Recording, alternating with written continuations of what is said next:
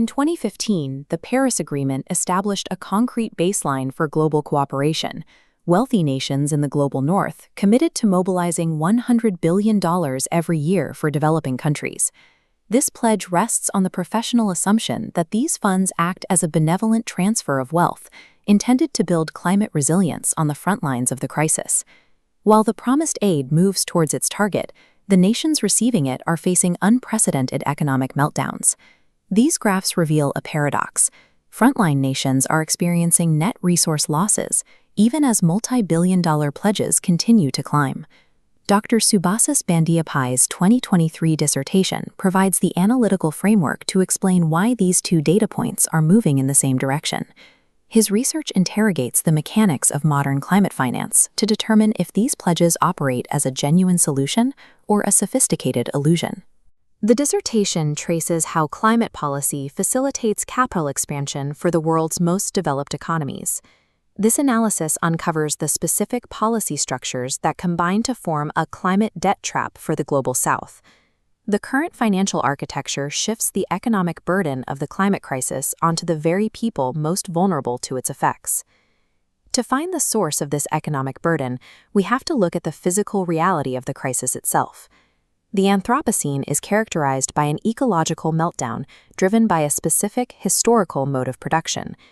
Historical data confirms the global north holds responsibility for 92% of excessive global carbon emissions.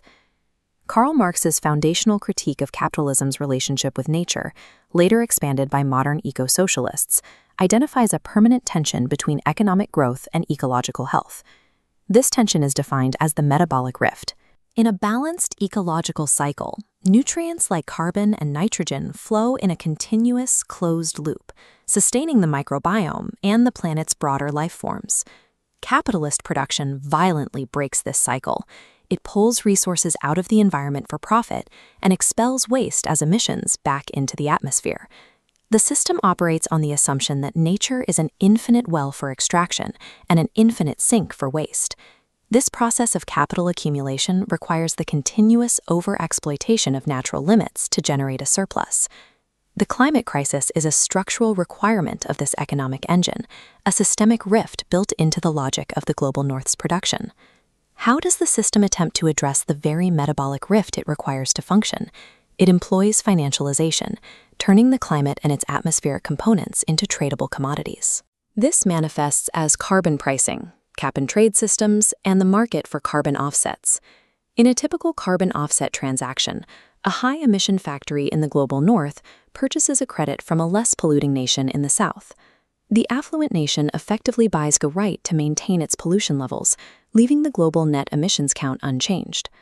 These mechanisms create lucrative new investment portfolios for Western economies, while failing to reduce the total amount of greenhouse gases in the atmosphere.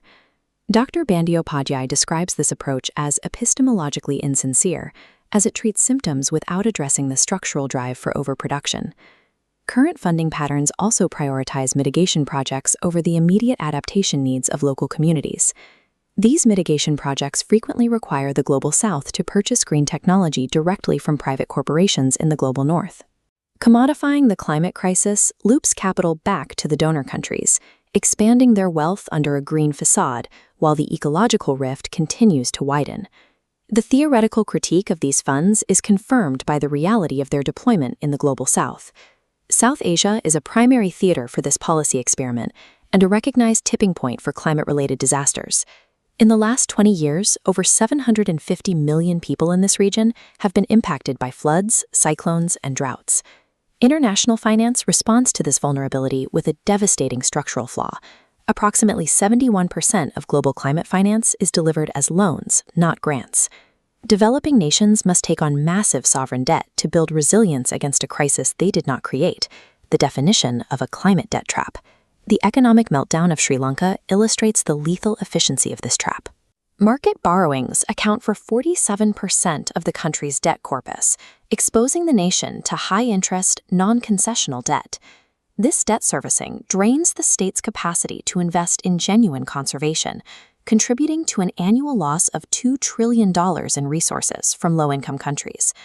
For the world's most vulnerable nations, international climate finance accelerates economic ruin and strips away financial autonomy. The physical metabolic rift translates directly into the financial debt traps seen across the global south. Pledges of climate investment flow directly into the sovereign debt curves of developing nations, driving them upward. This architecture converts the historical ecological debt of the global north into the literal financial debt of the global south. Dr. Bandyopadhyay identifies this reality as climate intrigue and climate Machiavellianism.